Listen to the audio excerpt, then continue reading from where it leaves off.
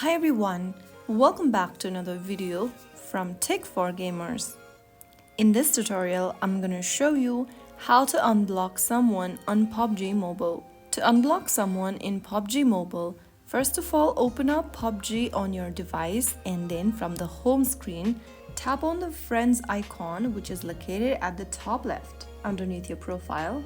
After you open up the Friends tab, go ahead and tap on a little three dot in the expanded menu and from the menu click on Block List.